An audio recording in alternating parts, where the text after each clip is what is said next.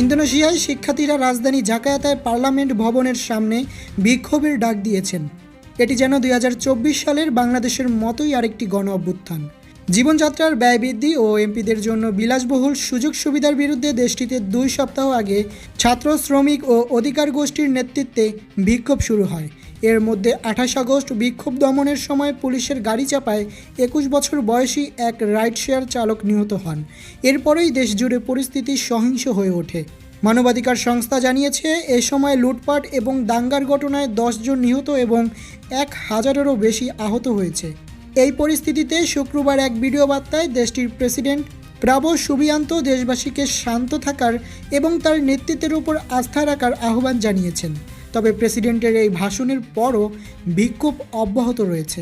গত অক্টোবরে ক্ষমতা গ্রহণের পর এটিই প্রেসিডেন্ট প্রবোর জন্য সবচেয়ে বড় পরীক্ষা বলে মনে করা হচ্ছে।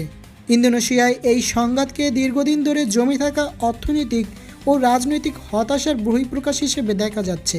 সম্প্রতি দেশটির 580 জন পার্লামেন্ট সদস্যদের জন্য মাসিক ভাতা হিসেবে 50 মিলিয়ন রুপিয়াহ প্রায় $3000 পাওয়ার খবর প্রকাশিত হলে ক্ষোভে আগুনে জ্বলে ওঠে। এই অর্থ জাকার্তায় একজন মানুষের ন্যূনতম মাসিক মজুরির চেয়েও প্রায় 10 গুণ বেশি। সহিংসতা শুধু জাকার্তাতেই সীমাবদ্ধ থাকেনি।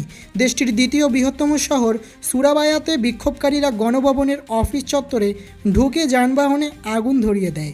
এছাড়া মাকাসার, সোলো, যোগজাকার্তা, মোদানসহ বিভিন্ন শহরে বিক্ষোভ ছড়িয়ে পড়েছে।